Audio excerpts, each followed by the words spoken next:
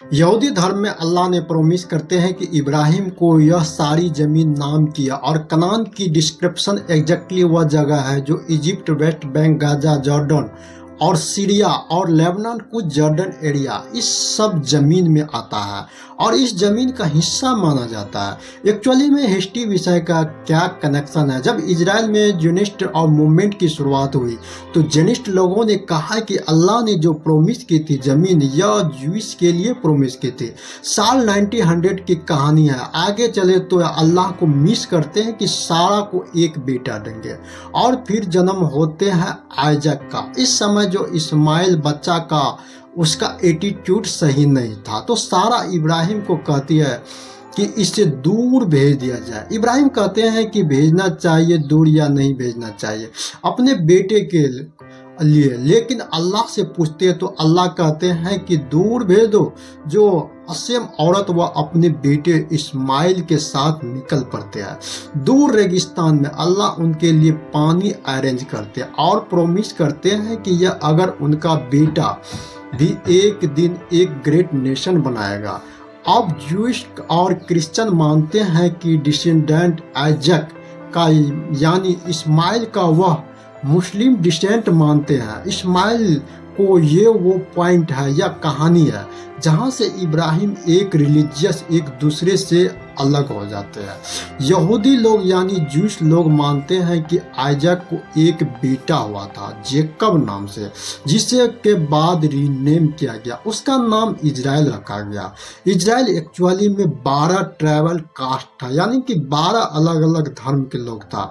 आज के दिनों में जूस लोग मानते हैं कि आइजक के बेटे जेकब। दूसरी तरफ क्रिश्चियन भी मानते हैं कि आइजक के बेटे जूस कि यीशु सबसे इम्पोर्टेंट है। तीसरा मुस्लिम का मानना है कि इब्राहिम और इस्माइल ने इस्लाम के साथ मिलकर मक्का काबा बनाया, जो कि इस्लाम में मोस्ट सीक्रेट साइट है।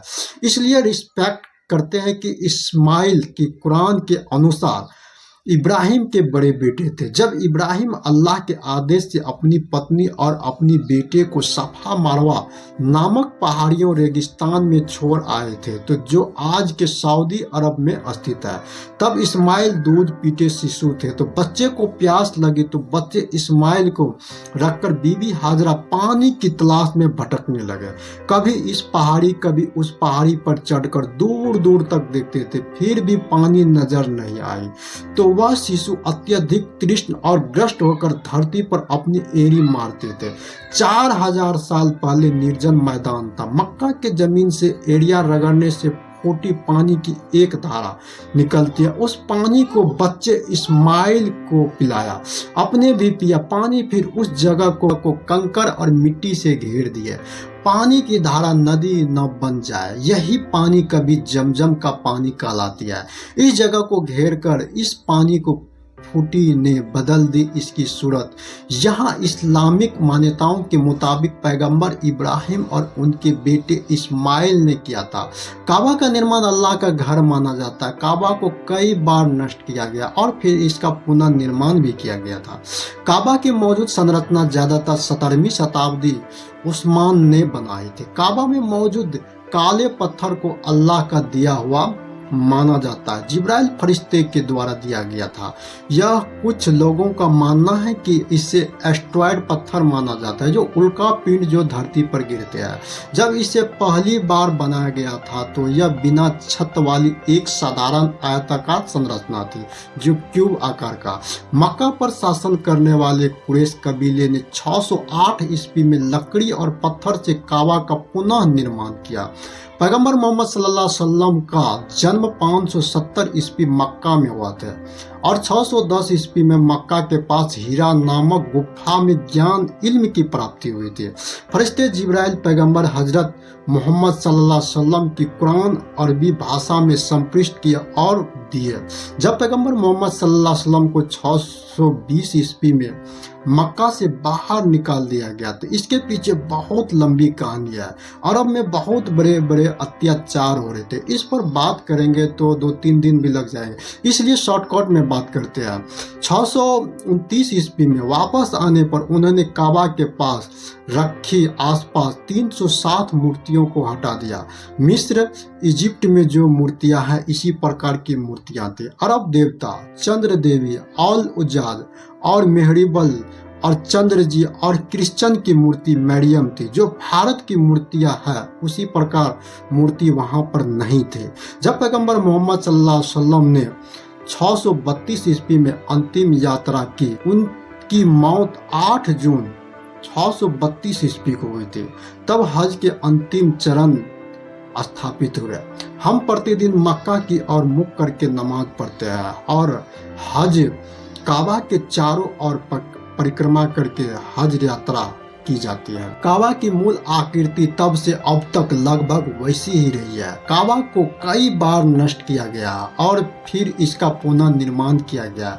यात्रियों को 7 बार काबा की ओर परिक्रमा करनी होती है। इस क्रिया को तवाफ कहा जाता है। इस प्रथा का संबंध मोहम्मद सल्लल्लाहु अलैहि वसल्लम की जीवन से है, जिन्होंने मक्का पर कब्जा करने के बाद हज करते समय ऐसा किया था। मगर इस्लामिक परंपराओं के अनुसार ईद उल अजहा का महीना वास्तव में अल्लाह का पैगंबर हजरत इब्राहिम अलैहिस्सलाम की याद में मनाई जाती है, जिनको अल्लाह ने 80 साल की उम्र के बाद पहला बेटा हजरत इस्माइल अलैहिस्सलाम के रूप में दी। पूरे घराने में खुशी की लहर दौड़ गई, लेकिन अल्लाह को कुछ और मंजूर था। अल्लाह पाक ने हजरत इब्राहिम अलैहिस्सलाम से एक बड़े इम्तिहान लिए, जिसमें से वह कामयाब रहे।